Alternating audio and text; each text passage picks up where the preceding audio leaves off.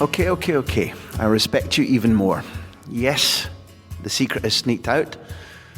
I love the Mighty Dandies. I'm an Aberdeen fan.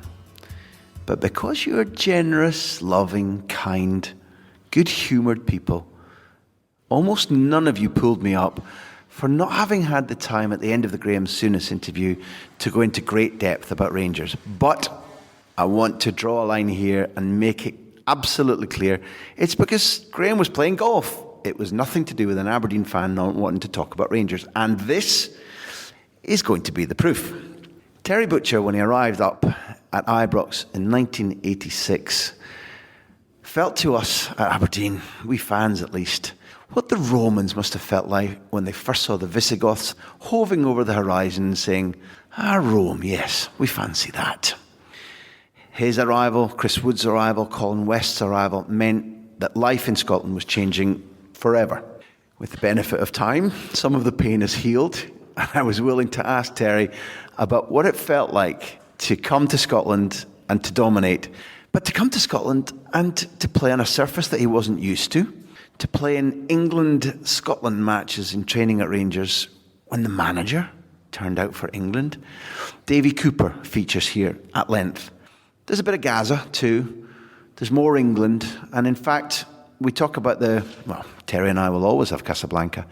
We talk about the pre-1998 training camp that England had in La Manga and Casablanca, and what it is that England as an international team are lacking. The single thing that might drive them, potentially in our lifetime, to win another major trophy. Certainly that would be Terry's wish, and I'm interested in his diagnosis of why that hasn't happened so far. Just like in episode 1, there are laughs because Terry, I suppose in the same vein as Graeme Souness and Charlie Nick, but certainly Chris Waddle, someone with whom he's very, very close, is a brilliant football raconteur. Get the dog ready, get the gym membership out, just get everybody out of the room, sit back and lap this up.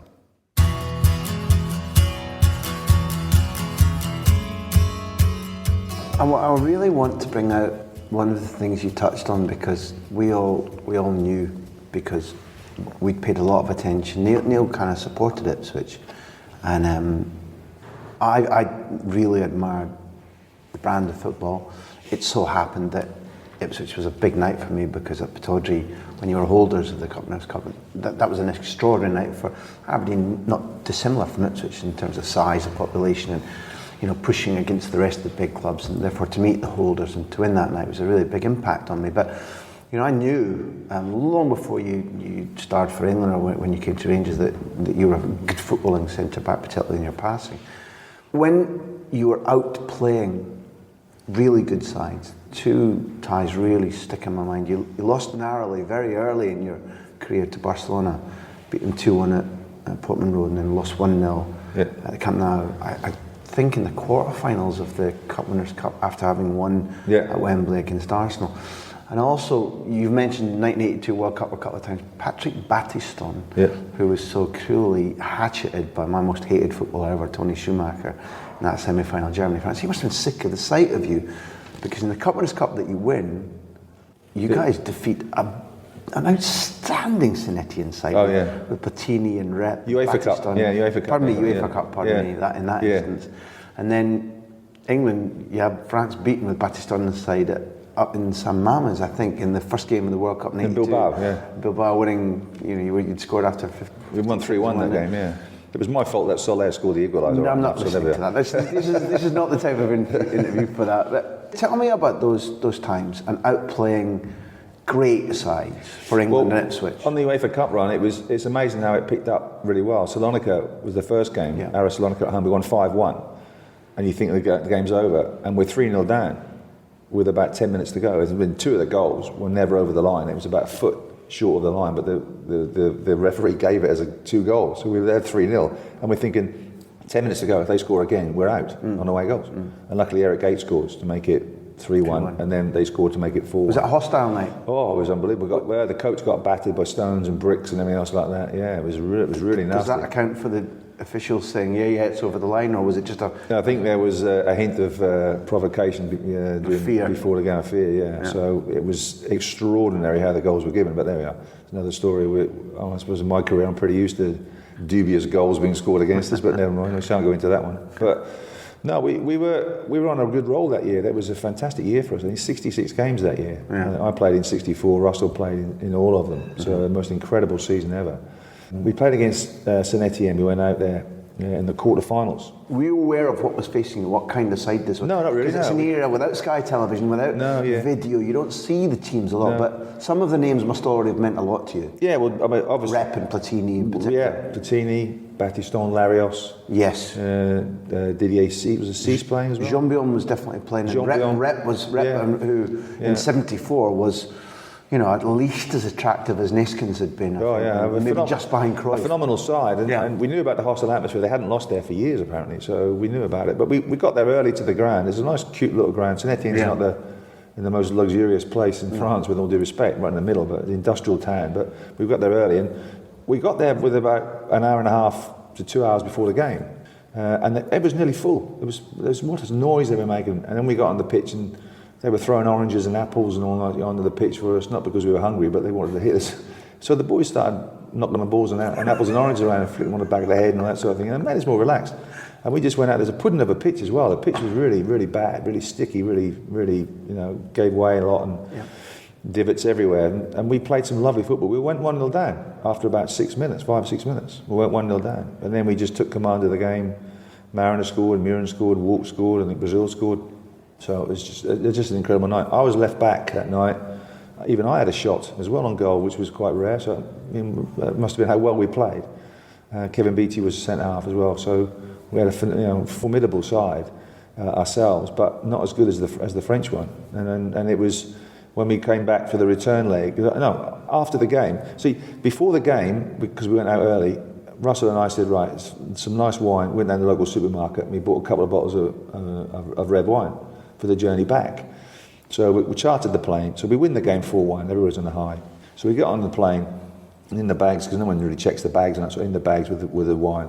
And we got some cigars as well. So I've got a bottle of wine red wine in each pocket and my jacket, the club jacket.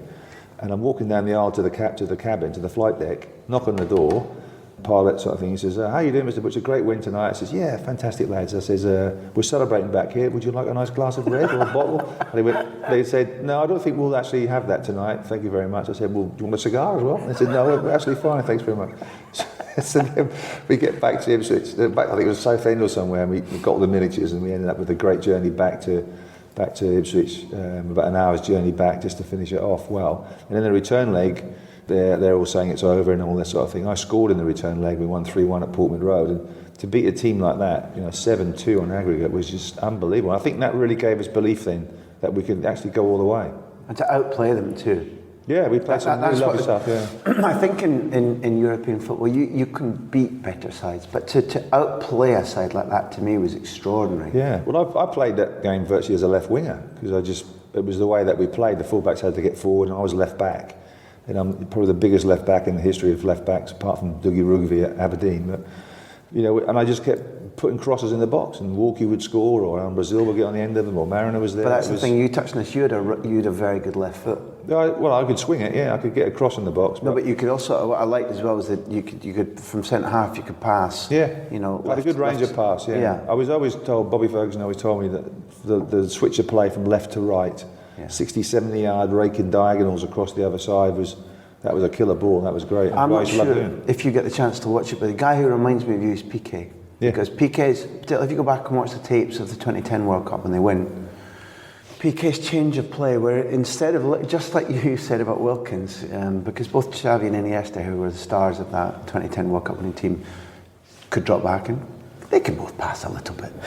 But Piqué would very often go left to right, or indeed right to left, and pick out via. And that movement of, if they've been predominantly the team that you're playing against are predominantly on one side of the pitch, that raking ball, particularly to a player who can then cut into open space rather than go down the wing. It changes marking schemes completely. And I remember right from the start that you could do that, but I don't remember left winger play. I never, well, it was the way the team played and the possession that we had. Arnold Murin used to come inside, and that gave me space to move on the outside. Your width always comes. If you're playing a diamond system, the width always comes from your fullbacks. So it was good space for me to drive into. And that, would you call that a wing back in the modern? Yeah, in a way, because you got insurance because you've got a defensive midfield player plus the opposite fullback. You can drop in. Yeah, so you've got safety at the back, so you could go. And if you went, other people covered him for you. Arnold would cover for me at left back and things like this. So plus I had Kevin Beattie there. I want to ask you about him. He was a phenomenal, my favourite player ever. He was unbelievable. We call him the monster. He was like Popeye. This is traditionally not a visual medium. Terry's been very animated during the conversation and enjoyed it. And if it's not impertinent, even saying Kevin Beattie brought a huge smile to his mouth and to his eyes in affection. When we were travelling in the train to come and meet you, I was saying that as I was growing up, I maybe still don't have an educated eye, but I didn't have an educated enough eye to understand what I always heard people saying about two players in particular who I think have been underappreciated latterly. Colin Bell was one, but Beattie was the other. And I always remember hearing people or reading people saying about Beattie in those days that he was extraordinary. And Neil remembers reading in Bobby's book that I think Bobby used the phrase that Beattie was the best England player he'd ever seen. Now you get used to people saying Moore or Charlton or Edwards. Well, I think for me, Bobby Moore was the best England player I've ever seen because he's the captain of the country who lifted the World Cup. You'll never ever take that away from him. But then you're also talking about the iconography and the moment and the lifting of the cup. Kevin didn't play many times for England because of injuries, and in a way, the injuries helped my career because Kevin had to retire. Tell us about him. I was able to get there. Explain what was special. He was the lovable guy. He was a bit like Gazza, daft as a brush. He's a little bit. It beats the life and soul of the party. I mean, we went to, when I was in the youth team in Ipswich in 77, we went to Lloret de Mar for a tournament, played against Barcelona, lost in the final to Barcelona. And Kevin was injured, but he came along as a sort of chaperone for the boys, which is probably the worst chaperone Bobby could ever imagine. But he's coming up, and we used to go out for nights out. But he was in the next room to us. Me and Russ were in the room, in the hotel, and he was in the next room to us on his own. And he hated being on his own. He was quite insecure, Beat. He liked company. He liked being with the boys and that sort of thing. So he used to come and stay in our room, and then we go back to his room and things like this. But the three of us would stay in the room together. But one day, Beat decided to go back to his room. He was drinking in our room. We'd had a good few drinks. And he decided to go back to his room, but he didn't go through the door, which any normal person would do. He decided to go from window to window. And we're about 3 floors up. So we're about 50, 60 feet above the ground. And Kevin Beattie decides, I'm going to go jump on that window ledge there, which was only about 6 inches wide to jump. And we couldn't stop him. We could not stop him at all because he's a strong guy. He'd pin us against the wall. And he did it. He jumped. And we were the most relieved people in the world. He jumped from window to window. Stretching a leg. No. It was a jump. It was a jump. Whoa. But Beat's jumping prowess was phenomenal. He was easily the best of the club. You know that standing. You have a standing start. You stand against the wall, put your arm up as far as you can. They mark it, and then from a standing start, you jump up and they mark it where you touch. His was by far the best leap. He had a natural spring and explosion. Some of the headers, he used to towering headers. He used to get up. His timing was phenomenal. But there's one story I tell about Beat. It was a competition to find out the fastest footballer, and it was run somewhere where it was run Newcastle, somewhere else like that. And all the clubs had to put forward their quickest runner. So Beat was easily our fastest guy. So we went up there to go and all the boys had a bet on Beat to win it because they all knew how quick he was because he didn't want to get beat in the sprints because he would murder you. So we all thought it's a certainty to win this. So then the news came back that he was third.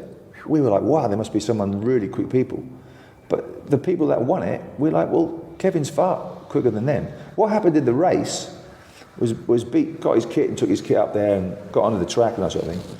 As he's running, he hadn't, underneath his shorts, he didn't have a slip-on or underpants or a jockstrap. So halfway down the track, you can guess what happens. He's waving at people.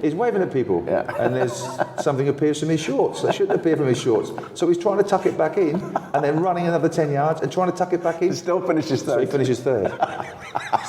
But there's only Kevin Beattie would go up there without the right gear. Did he come out and say it was the drag? When it hit the track. It was the drag, yeah. The torque and the drag slowed He me did down. actually say he was running with an anchor, but there we go, that's everything. But he's such a lovable guy. But the things that, for me, it was, I thought, well, I'm never going to get the team. Alan Hunter was the Yes, Irish international, yeah. Kevin Beattie, Russell was there, John Pedalty, Dale Roberts, lots of really good players that were there. And I'm like, I won't get there. But you eventually work your way through. But with Kevin and Alan, they had a lot of knee injuries. In those days, cartilage operations, you're 6 weeks out. Yeah, you are done. So I was lucky enough that, in a way, Kevin's misfortune was my good fortune. But I played alongside Beat many times. I played in the semi-final of the Cup in '81 with him. He was left back, I was centre half. Sometimes we'd change, sometimes we'd both play centre halves.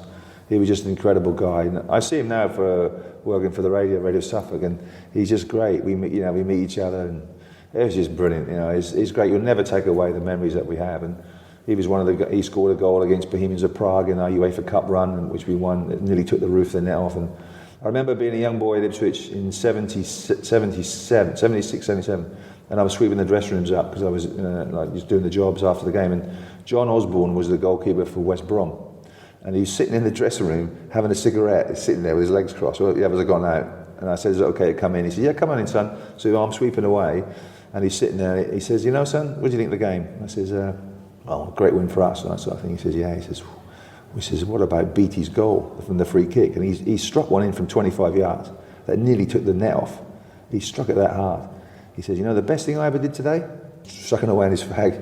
And I says, "What was that, John?" He says, "I got out of the way of Beattie's free kick." He says, "Because if I'd have got my hand to that," he said, "he would have broken my arm." He said, "So that was the best thing I ever did today." But they just lost 6-1 or 7-1 or whatever it was. Mariner scored as well.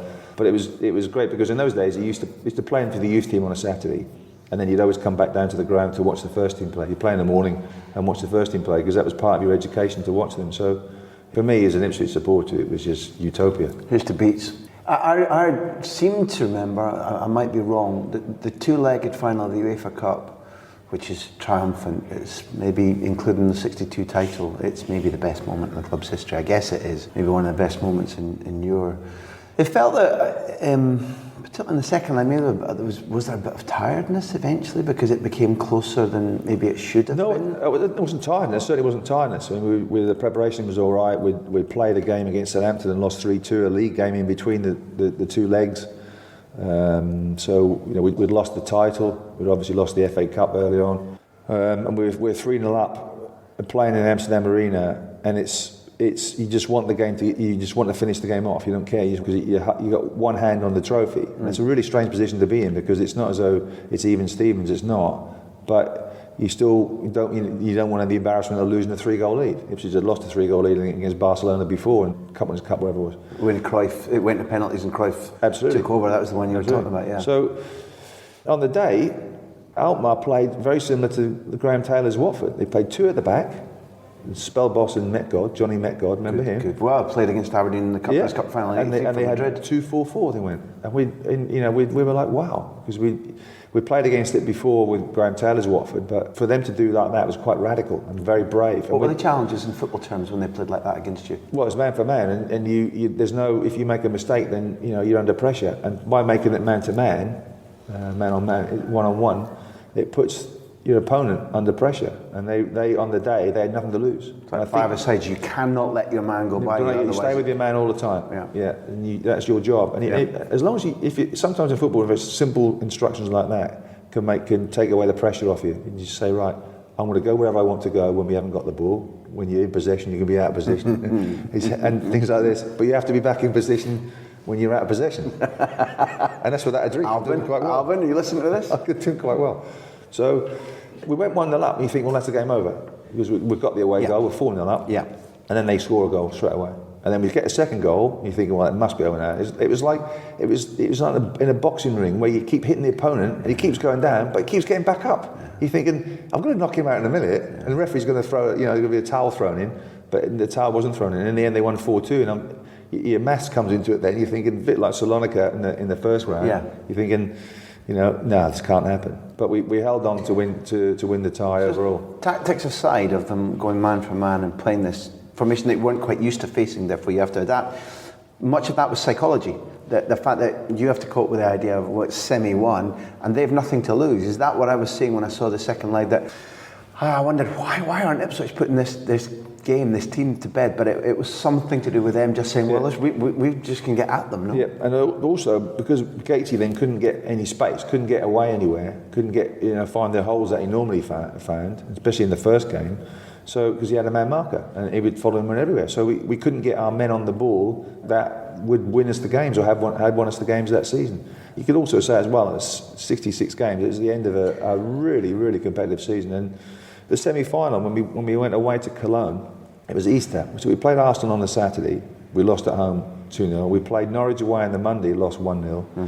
And then we had on the Wednesday, we flew out after the game to Cologne after the game on Easter Monday. So we then had to play on the Wednesday. Mm-hmm. And then we played the following Saturday. Mm-hmm. So from Saturday to Saturday, there was 4 games, which is like unbelievable. Is that one of the great regrets? Because you were a title-winning side, but that didn't quite complete the title. We beat Villa 3 times that season, once in the Cup as well, home and away. And we felt we were the better team. But at the end of the day, the best team wins the title. There's no doubt about that. And we gave away a lot of points. We had a bad run-in. The last dozen games were, by our standards, were very poor, and that's where we lost it. Do you know what happened, retrospectively? No, you could say tiredness, but I think there's a lot of state pressure. Teams knew us very well. They didn't want to get beaten by us again, and we just didn't do the business that we had done previously. I don't know if I'm talking rubbish, but I remember at the time thinking that Aston Villa maybe had just 2 or 3 guys of a deeper squad. It felt like they were able to cope with tiredness. You say a deeper squad. I think they only played either 14, either used only 14 or 15 players 15, that season. Think, 15 players, and we must have used 20 odd because we got massive injuries. We got injuries to Beattie, we got injuries to Beattie, we got injuries to Mariner, we got injuries to key players. George Burley was injured halfway through the season. Maybe I've said it wrong in that I remember that it felt like a combination of injuries and then the tiredness of playing so many games and being alive in so many competitions. It has to drain. That 0-0 becomes 1-0 to you, or 1-1. I mean, we wanted to win something. Probably the least sort of impressive trophy that we could have won. We won. You'd rather win the FA Cup. You'd rather win the league title, obviously. But it was still an incredible feeling. And it was an incredible season. I think Adidas voted us the team of the year and all that sort of thing. And, it was just a wonderful journey for us all. It was just incredible. I wondered. I was joking on the way down that maybe your love of Scotland began with AC/DC. Given that they are a Scottish rock band, not an Australian rock band. Yeah, very true. The Youngs count as Scots. But did you have any qualms at all about coming up to Scotland? And do we remember, we were talking about what we remember, the first Terry Butcher Rangers memory that any of us had. And it was Neil who got it in the end. He reckons that your first game might have been against Bayern Munich. Bayern Munich, lost 2-0 at home, yeah. But you came out... 36,000, yeah. The crowd were kind of calling you out first, or you were not paraded, but you came out as the big signing, or what was that day like? Well, it was a great day. We lost 2-0 midweek, and then we played Hibs on the following Saturday, which was another story. But hardly remember that game. What happened in that game? I can't remember that game. But I'd gone down the previous week to Spurs, to Tottenham, and it was the Paul Miller testimonial game at White Hart Lane. And 10,000 Rangers fans at the game. I didn't play, I just signed. So there was 10,000 Rangers, and they were singing my name and all that, and I'm thinking, wow, this is unbelievable. Was it already a different world from Ipswich? I mean, that's a stupid question, but I'd like to know. In a way, but I travelled down from Ipswich to Spurs, and then met up with the boys and that, and then sort of thing, and then went back to Ipswich, and then flew up that week. Just meeting Souness was just immense. Even now, you see him on TV now, you think, wow, he's got something about him. It's about 100 times more impressive when you actually meet him, and particularly then in '86. It is quite remarkable. What can you say? There aren't many people in football that you'd meet that you'd actually say, wow. You're allowed to laugh at me, but I said to the lads as we were going down to meet him a couple of months ago for this interview, I said to him, he could have played Bond. Yeah. I mean, easy. He's got that elegant charisma and a certain amount of menace. Oh. And I suppose 4 men in a room shouldn't be talking about another man like in this way. It's a bad thing to be doing. But he reminds me of Connery. Yeah. And there's an elegance, but there's a ferocity too. Yeah. And he's a different man in person than he might appear on the pitch. But it's a hell of a combination. I don't know what he's got going for him, but he's charismatic. He's unbelievable. When he took me up to Glasgow to talk first before we signed, and then when he showed me Ibrox and he showed me the bit of Glasgow and things like this, and he was very good. It was a lovely sunny day, which worked in his favour because it was not normally in the summer in Scotland. But he was, I'm going to sign for Graeme Souness. It's like Chris Woods had already signed, Colin West had already signed, so I was the third one. And there was no other club came in for me. It was a fleeting interest from David Pleat at Spurs, but it just felt right. It really did feel right. But you could sense straight away it was completely different. To Ipswich, really. I mean, you're talking big time. I mean, it's just immense. It's huge. People don't really understand the size of the club and even now where the club is, but then it was just immense. But to sign for Souness, and then you meet David Holmes, who was the chief executive, and he was class as well, really was. And that was the thing about Souness and Rangers, was class, absolute class. And he felt, well, I'm coming to a really big club here, and it just felt a natural progression, which it was. It's a big club, but what it didn't have was a proper training ground. Well, it had the Albion, which was the car park across the road. That was good, by the way. That was really good. And that's the phrase. That's the phrase I learned in Scotland, by the way. We say that after every sentence, by the way. But we used to go across to the Albion training ground, walk across. Sometimes we used to carry the goals. Terry. You have to tell people who haven't experienced the Albion what the Albion is. Well, the Albion was corrugated iron fence all the way around the outside. Yeah. And there's this big block of flats. Yeah. I think 2 blocks of the flats were there, and it was a rough area. No doubt about that, very rough area. So there was called a blaze pitch. It was like a cinder pitch. Yeah. And then they had a grass pitch, and we always trained on that. It was one where it was still a big bit of area away from the grass pitch, so it could probably take nearly 3 pitches of this Albion car park. It was now a car park, the Albion training ground. And in a way it was quite radical for a club to have that, but whenever the ball went, if you kicked the ball and it was some keeper would save it, or you'd have a shot and it would go over the bar, you had to run quickly to go and get the ball back, because the kids from the flats used to burrow underneath the corrugated fence and steal the balls. And so you had to run quick, because they're like rabbits. They'd appear out of the fences, and that's probably why my speed actually picked up at Rangers, because I had to go get the ball back, because my shots kept going over the bar. And then after the training session, we all had to carry the goals back across, because they would come on and saw them up for scrap. But we did that. Bayern Munich, Barcelona, eat your heart out. I know, but that was the way it was. And they were looking for a training ground, and obviously found Murray Park, but they're always looking for somewhere to go. We played at cricket grounds, with rugby pitches. Where they played, they trained for a while, with the first ever international match was between England and Scotland, and Partick cricket ground. Yeah. But I'm not quite ready to leave the Albion yet. How were the training games decided? Was there any geographical element? Oh, it was, yeah. It was always on a Friday. I mean, sometimes you play young v old. Sometimes in Scottish clubs they play Protestant against Catholic and things like this. Yes. That does happen. It still does, I think. But there we are.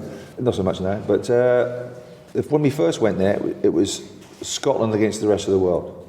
And then because Graeme then introduced over the next couple of years so many English players, it then became England against the rest of the world, and Graeme Souness would always play on the English side. So I think he thought he was English, to be honest. He'd always play on the English side. Well, Graeme, if you're listening, I want to distance myself from that. That was Terry that said it. That's nothing to do with me. Okay, we can go on now. I think distance is quite good from Graeme. And then we'd play, but it was fierce. It was the fiercest thing. It was fiercer than the game the next day on the Saturday. It was unbelievable. But the thing about Graeme was because it was quite good for me, from our point of view, because he'd always play till England won, because he wanted to win. and he would top you in training as well. Not us, because we were teammates. The Scottish players, he would top them as well. He wouldn't hold back on tackles and things like this. And he could top, if he wanted to, you could do. So you'd pick up little knocks and niggles on a Saturday, but you wouldn't say anything if you were the opposition. But the stick he used to get, we would got massive stick if England lost. But the thing about it was, what I used to do is, when I went away with England, I'd pinch one of these wet tops, the cagoules, they call them in Scotland. There's a wet top with the England crest on, with the 3 lions on. And I'd wear it for training all the time. And Davie Cooper used to rile him up. He used to slaughter me. Alan McCoy, Steve Durant, they would go bananas. I get a gentle impression that none of that particularly put you off your stride. You quite enjoyed that. No, but I used to write for the Rangers News as well. I had a column in the Rangers News. And Stephen Halliday, who was a great Scottish journalist, we used to sort of go to it, so we'd write it. And I used to have my awards every week, and they were normally based on the Friday training sessions, England versus the rest of the world. It was the MVP, the best player, the worst player, the best goal, the worst miss, and the moaner of the week. So I'd have 5 awards. And because the Rangers News used to come out on internal, but you'd go on sale to the public. It used to come out on a Wednesday, and then the boys would read it on the Thursday. And I had to hide because the boys would give me pelters because I'd slaughter the players and that sort of thing in the papers and all that sort of thing. And I always put Davie Cooper as the moaner of the week, called him Albert Tatlock, because he used to moan like mad. Yeah, he used to call me Lurch. You rang, he used to say all the time. What are you saying? You rang? All that sort of thing. Like, unbelievable. That banter was the best. One of the first training sessions, I saw Davie Cooper. I'd heard about him and played against him for Scotland and England. And I went to Davie Cooper and I said, Davie, I says, that's before I'd signed. I had a training session before I'd signed. And I said, Davie, if I join Rangers, will we win the league this year? He went, were you on board, big man? No problems. And it's ironic that the goal that won the league for us that year was up at Aberdeen. Thanks for that. Against Jim Leighton. Ironic's not the word I would use. Who never moved. And I remember looking at Davie Cooper for the free kick and we made eye contact. It's one of the special moments. We made eye contact and I just ran. That's perfect. And he knew exactly where to put it. And he put it right on the button. And all I had to do was make contact. And it was we drew the game 1-1. Souness was sent off, ironically, again. And but that was a good trip home. That was that night. That doesn't make me feel any better, but I do admire that because football should produce. It's not too poncy, poetic moments where he's promised you with you you'll do it, and he gives you the winning goal. That ain't bad. That's not bad, is it? What was for those we get listened to, strangely enough, around the world, and what we found is that our audience really appreciate football played well, and we'll often listen to stories about people who they haven't seen themselves. David's dead. Yeah. David died tragically young and left a legacy of extraordinary football that too few people can still see now because football wasn't as well televised then. What did Davie Cooper have that made him such a special footballer? He had fantastic abilities, first and foremost. The sweetest left foot you'd ever see. It was unbelievable. But what Davie used to do is, if you're under a bit of pressure, you give the ball to Davie, he'd take the ball out for a walk. He'd take it away for a run, he'd take it to a corner, take 2 or 3 people on, and he'd relieve the pressure, but also take you up the pitch. But he could deliver a cross and a ball into the box with pinpoint accuracy, free kicks, corners, anything you wanted.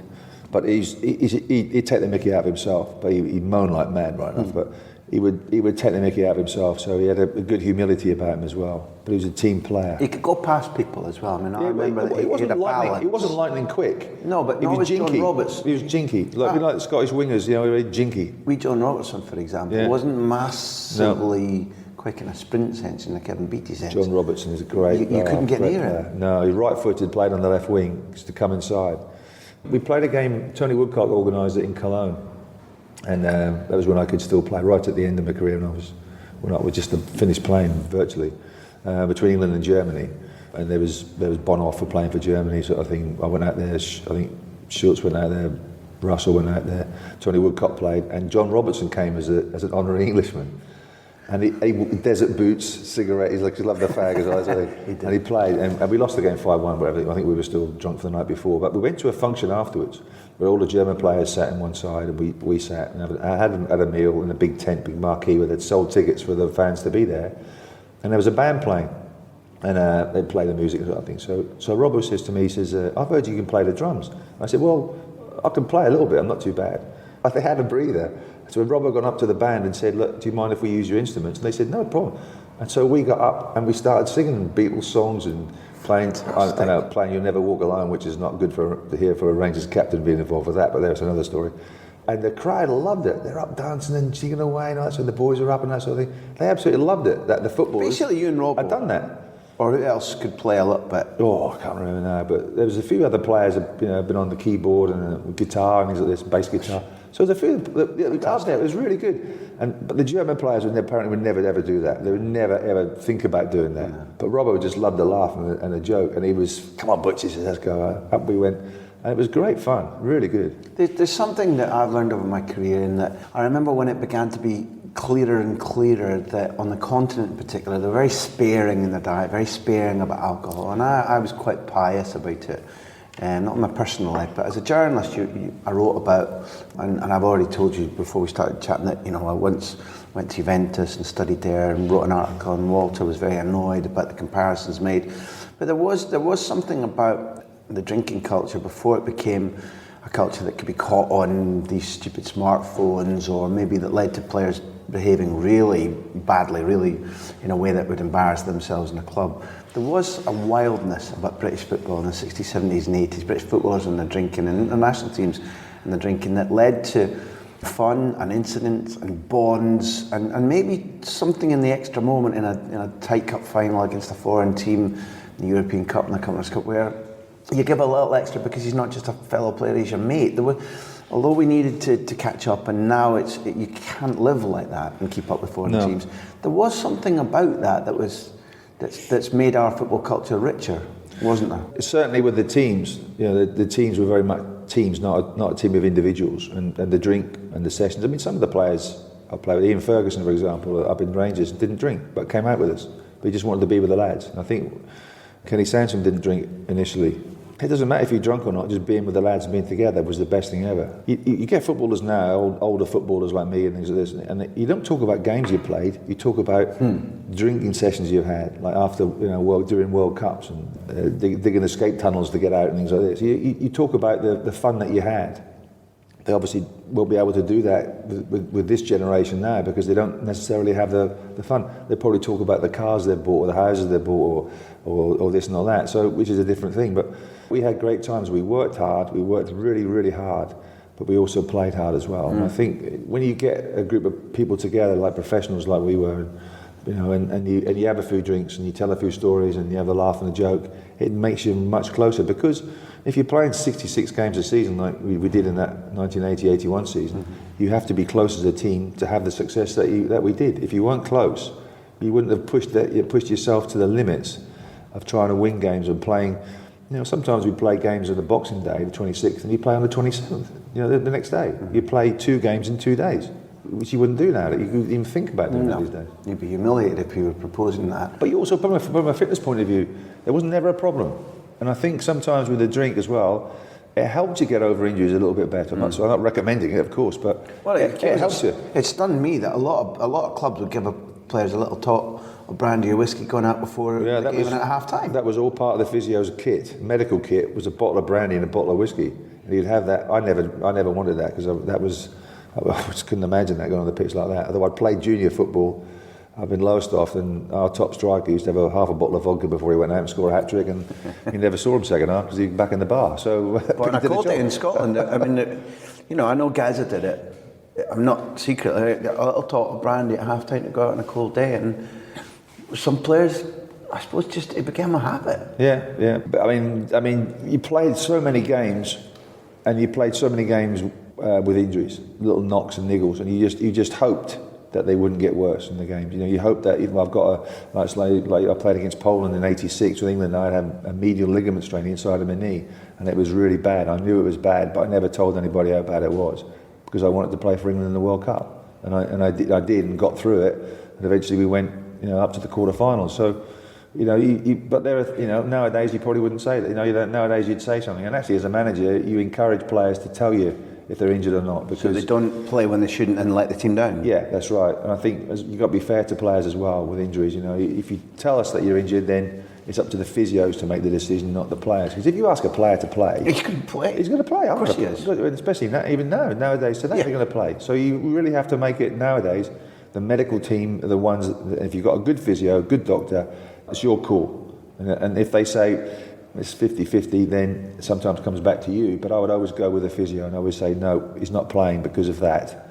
Whereas you never had that in those days. In the days gone by, you never had that sort of not so much trust in your physio, but you left it with the player. A manager would always leave it with a player because you knew the player was going to play, and if there was a small squad, then the player played. We've used up an awful lot of your time, and it's been as wonderfully engaging and fun as I expected it to be. But before we finish, I want to know a little bit more about the characters you met at Rangers in your time when you were winning trophies and when it was a new country to you and a new kind of culture, I suppose, from Ipswich.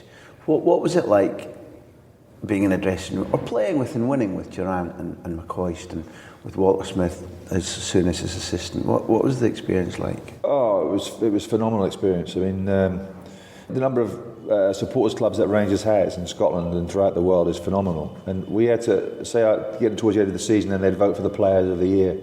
You'd be playing on a Saturday and you'd be going out to supporters clubs in the evening on a Saturday. But I would do 2 or probably 3 supporters clubs. Go to one, have a meal at one, go to another one, and then go to another one.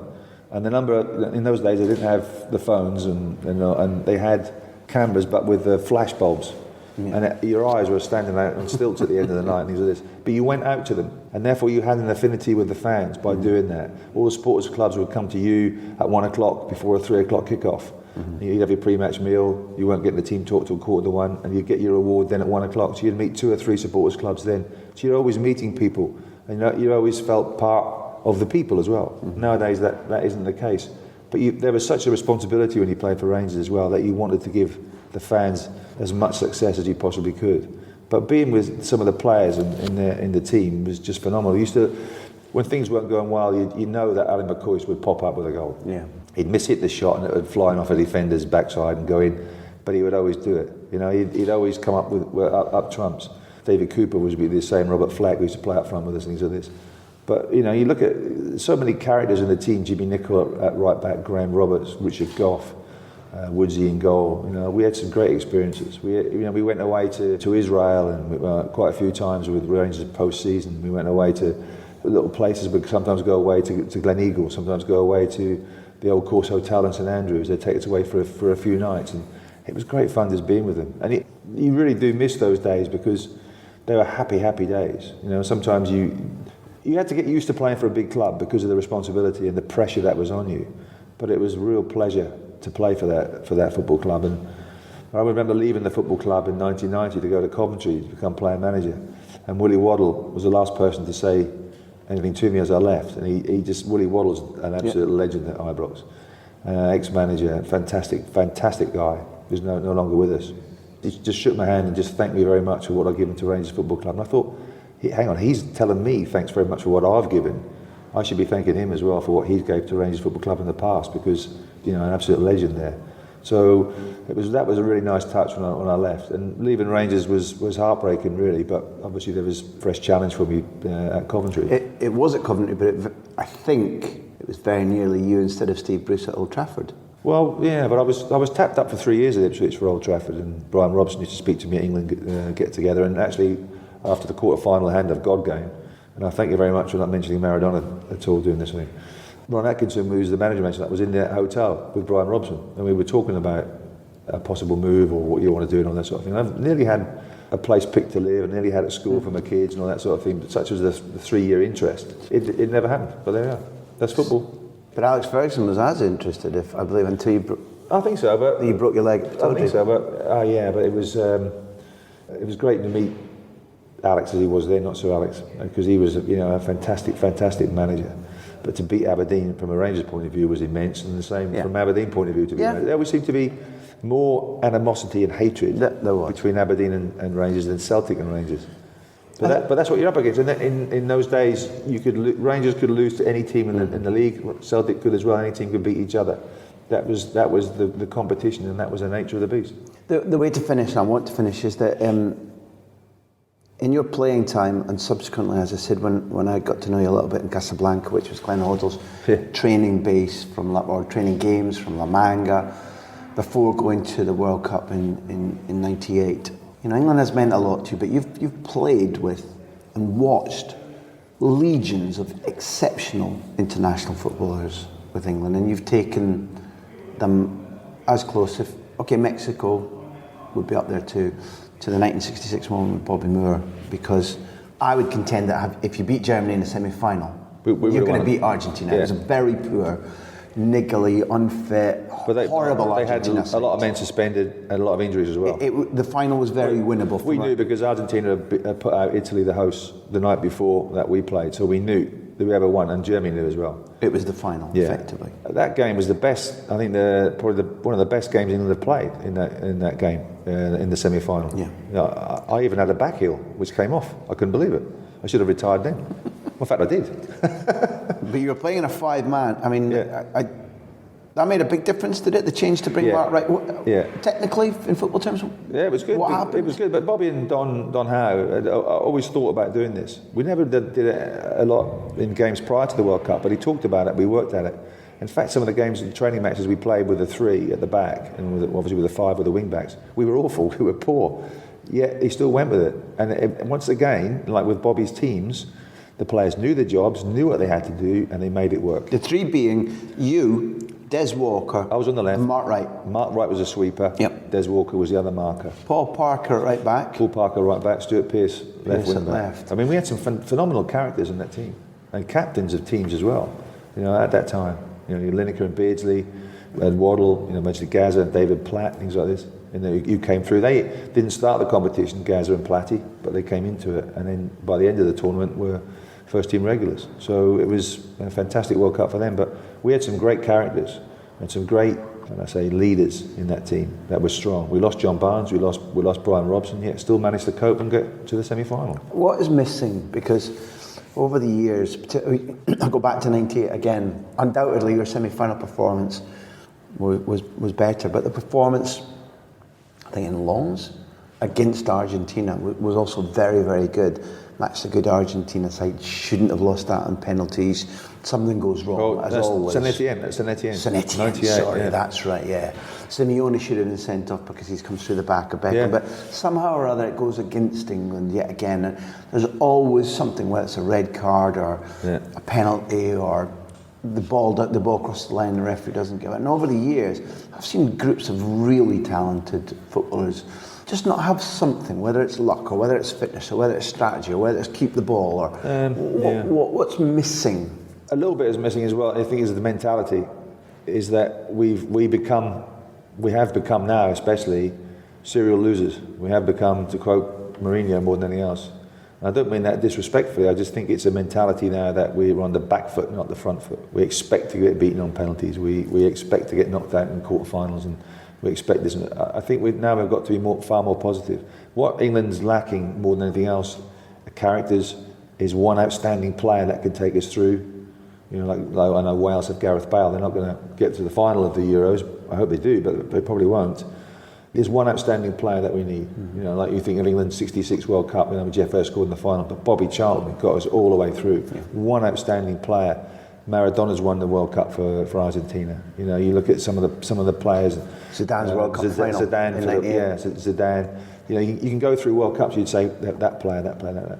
We haven't had that. We haven't got that. I know Rooney's with us now, and I would never write Rooney off. I think he's got a big game mentality now, and he knows his time's coming short, or he'll finish soon. So he wants to make that final impact. But we haven't got a real player that can take games with a scruff of the neck and can say, right, boom, you know, I'm here now. This is my time. Bang, bang, bang. We haven't got that. We've got a good team now. England's got a good team, but it needs more, or someone better that's going to, you know, really with that bit of, not much world class, but someone with that extra little bit of talent that can take us through. We haven't got that. This has been exceptional. It's a good reflection. Just tell the listeners, wake up now. Now's your time. I don't want to be thrown in the swimming pool and miss the dive board by an inch. So we've nearly killed Bobby Robson. Beach has almost fallen to a grisly end. Yeah. What it feels like to me, Terry, honestly, is, I hope anyway, a good reflection of a brilliant footballing life, a life that's been led with a lot of colour and passion and a sense of fun. And I hope that what we've talked about is also, apart from your achievement side and your leadership side, the things that were obvious to people who watched, is your talent and ability and the great teams that you played in England and in Scotland too. And I want to finish just by saying that this is what the big interview is about, talking to great football men about great football lives. So it's been I think an honour. Thank you very much. I've really enjoyed it. I think we have to say is that luck plays a big part as well in getting the opportunity and getting the chance, because there's so many players that don't make it. But when you do get that opportunity and that chance, you've got to take it. But you've also got to enjoy it. Nice. My best present I ever had as a boy at Christmas was a leather football. That's how old I am, a leather football. But any kind of football nowadays, that's the best present you can give a boy these days, and a girl as well. Because I used to sleep with that football. I'd take it everywhere, I'd dribble it, play 1-2s against the walls, and things like this, and keep it. Playgrounds, that's my ball, my game, my team, all that sort of thing. One of the best things you can ever give a young boy now or young girl is a football, because and just say there we are, because For me, that's what the game's all about: keeping that ball, having that ball, and playing the game. And you walk past school playing fields now on the weekends or public parks, those that remain, and you don't see what you saw in our day when you couldn't wait to get the ball and get out after school all night in the rain, weekends. It didn't matter. No. Everybody was always playing. That's changed a lot. You know, remember the little string bag you used to have? You used to put the ball in the string bag, and you used to carry that sometimes. If you were lucky to have a string bag, I never had one, but you didn't carry it under your arm, or you just when the leather ball got wet and you went and head it or whatever. It was, well, that was the a smell of that leather football. The smell stays with me to this day. You talk about music, but the smell of going into a football club and going into a dressing room of a football club is the most brilliant smell ever. And because I've got a big nose, I can smell things quite some distance. But the music as well. The music plays a big part in associating with memories. Yeah. But smell does as well. Liniment. You think that used to get me nervous when I smell. Liniment is wintergreen, and wintergreen's liniment. Yeah. That always used to make me nervous. I don't know if that was adrenaline. Yeah. But even when I was playing in my amateur games where I knew things were going to go well because there were better players around me or whatever, to this day, if I smell it, it'll still make me nervous. Yes. Well, I never got that close to liniment to smell it. That's another issue. But I just the smell in the dressing room, the soap, the spray, the cleaning fluids, whatever it is, that smell. When I first walked into Portman Road, 1976, and that smell was just phenomenal. I'll never forget that smell. It's just the most amazing thing ever. You've echoed something. I guess you've not listened to big interviews yet, but when I asked Darren Fletcher about what his first memories of football were, because at Pittodrie in the 60s, mine were, oil hadn't really taken over. It was very much a farming community. And my dad's seat, he'd been going there since the early 50s, and Buff Hardy, his great friend, had been going there, I think, since the 40s. All around me there were farmer types who spoke in real, Aberdeen, Northeast Doric, and I couldn't initially understand them, but what they all had pipe tobacco, and it was the sweet, I smoked the pipe, it was a sweet kind of, I don't know what it was called, but they packed it in, and as they lit it, the smell will always be associated with me of seeing Aberdeen with John Craig and Joe Smith and the reserves playing in Chelsea All Blue, and Darren immediately said that for him it was, I don't know what he said. I think he said things like the hamburger stands and the noise of the generator. Hot dogs and onions, or hamburgers and onions. They always associate that football ground, and chewing gum. Chewing gum? Chewing gum, yeah. It's chewing gum, the smell and the taste of chewing gum. They're always football. And when you see a milk crate now, does it remind you? I mean, I love the idea of standing behind the goal and... Who sees a milk crate now, by the way? I don't know where you live. Who Barcelona. Thanks for raising it. Mr. Terry Butcher, an honorary Scotsman. Yeah, Hall of Fame. Thank you very much indeed. Terry strode off at the end of our interview, Gary Cooper-esque. It wasn't high noon, but it was high afternoon. High jinks, high times, great stories. Into the darkening winter afternoon of Ipswich, a place that he loves, a place where he made great, a place where he's now able to go and have his season ticket and use it at Portman Road and watch what's happening at the club that he still loves. In my opinion, we heard a modern great footballer speaking about a career which was far, far too short, really taking a grip of him from about 1978 and finished through the extraordinary knee pain that having no cartilage leaves you with by about 1991. During that time, he was involved in controversy, he was involved in trophies, he became, is a word I used in the introduction, iconic. To Martin, Neil and I, he's a good friend, a man of substance, a man of colour, and a man who lived a football life the way in which if I'd been given enough talent, I would have lived it too. We'll be back soon, just like at the end of every Bond film. The big interview will be back soon with another great guest, thanks to you. Now that Kickstarter.com is finished, all I'd say to you is go to grahamhunter.tv and sign up to our mailing list. Follow us at GH Podcast on Twitter. And we'll keep you up to date with our latest blogs, with our newest guests, with the photos that result from our recording sessions. And we'll try to thank you and pay you back for the faith you showed us by supporting the big interview on Kickstarter.com. Thank you, as always, to Beer Jacket for their wonderful music. It's coming nearer and nearer to Christmas. Find a way to gift people beer jackets, lovely catalogue of music. Alex Adie will be having a special Christmas hamper from us when the time comes, because she has been a fundamental element in allowing you to hear these interviews. To Martin Gregg, to Neil White, aka Backpage, thank you for the idea, for the cleverness, for the fun, and for the pre-laughs we have before the laughs of the big interview. All of you, our fans, our audience, whatever you are, lovers of football, thanks for being there. The guests are the most important people, because without them there'd be nothing for us to do. But without you, we'd simply be talking to ourselves, which, by the way, I'm usually quite happy doing. See you next time.